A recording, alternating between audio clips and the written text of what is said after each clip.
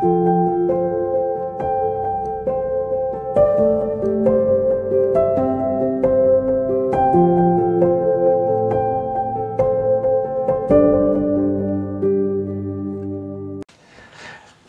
à chacune et chacun, bienvenue pour ce temps de partage biblique. Ce matin, je dirai un passage qui se trouve dans ce fameux livre des Proverbes, et je lirai le Proverbe chapitre 16, verset 8, où il est dit « Mieux vaut peu honnêtement gagné que de grands revenus acquis injustement ou malhonnêtement, suivant les versions ». À l'heure actuelle, malheureusement, il n'est pas surprenant de voir que des hommes politiques, par manque d'honnêteté, soient mis en examen pour des affaires frauduleuses. La liste, malheureusement, est plus que longue et semble toucher beaucoup de nos dirigeants, que ce soit en France, mais dans d'autres pays, peut-être encore plus. Et je dirais qu'il y a aussi ces banquiers véreux, ces hommes d'affaires qui manipulent malhonnêtement la vérité afin d'accroître toujours plus leurs profits en fermant des entreprises qui font pourtant déjà des gros bénéfices.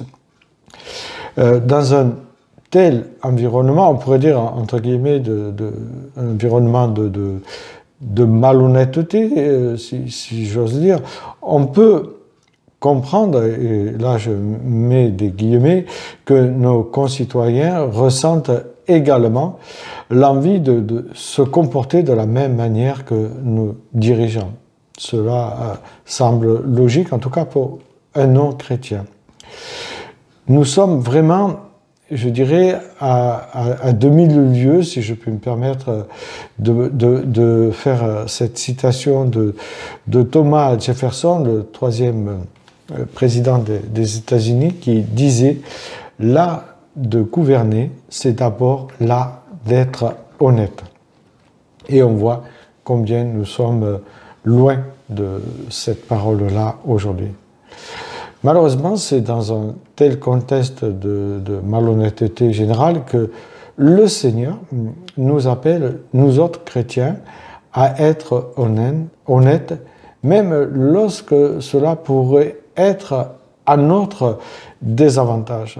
Mais quand je dis désavantage, il faut faire attention, parce que l'Ecclésiaste nous dit au chapitre 7 du verset 16, ne sois pas juste à l'excès ou ne sois pas juste au ridicule, suivant la version, et ne te montre pas trop sage, pourquoi te détruirais-tu?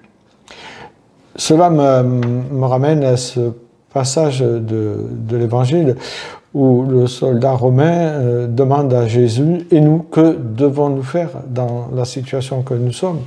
Il leur répondit « Ne commettez ni extorsion, ni tort envers personne, et contentez-vous simplement de votre solde. » Et on retrouve cela dans Luc 3 au chapitre 12.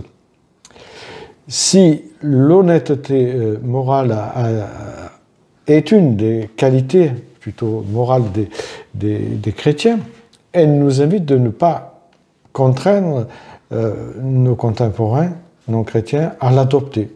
Ils ne sont pas obligés. Cela ne veut pas dire que nous cautionnons les actes malhonnêtes de certains, mais bien que nous ne puissions pas leur imposer, nous avons aussi la responsabilité de dénoncer avec amour et sagesse ces comportements lorsqu'ils, bien sûr, se présentent à nous. Et j'aimerais m'arrêter sur un témoignage qui m'a beaucoup interpellé ces derniers temps. C'est une personne qui est allée voir un responsable d'église parce qu'elle était dans le besoin de denrées pour sa famille. Et elle habitait pas très loin de cette personne. Et en marchant, elle trouve un portable. Alors elle, qui n'avait ni finances, qui était dans des finances au rouge, qui n'avait pas de quoi nourrir sa famille, trouve un beau portable. Et on peut s'imaginer qu'est-ce qu'elle aurait pu faire ou qu'est-ce que j'aurais pu faire moi dans de telles situations. Mais cette personne est allée voir le responsable, chercher ses denrées, elle lui a remis le portable et son épouse, elle, a fait des recherches, a trouvé à qui appartenait le portable. La personne est venue et a donné une certaine somme à celui qui avait trouvé ce portable. Et j'ai trouvé ça très beau. J'ai trouvé que c'était un clin d'œil que le Seigneur lui faisait pour justement l'honnêteté qu'il avait eue alors qu'il était dans une situation précaire, extrêmement précaire, si j'ose dire. Et moi, je me suis dit, mais à sa place, qu'aurais-je fait? En tout cas, je peux dire que même s'il est difficile de vivre et marcher dans l'intégrité, dans un monde qui semble favoriser les gens corrompus, le Seigneur, lui, nous aide à être victorieux par l'honnêteté. Et ce témoignage a été pour moi comme une lumière qui éclairait ma conscience. Peu importe ce que vous créez, une nation ou une simple paire de chaussures, si j'ose dire, mais celui qui travaille honnêtement est un roi aux yeux de son Dieu. Pour moi, ça c'est le plus important. Bonne méditation à chacune et chacun.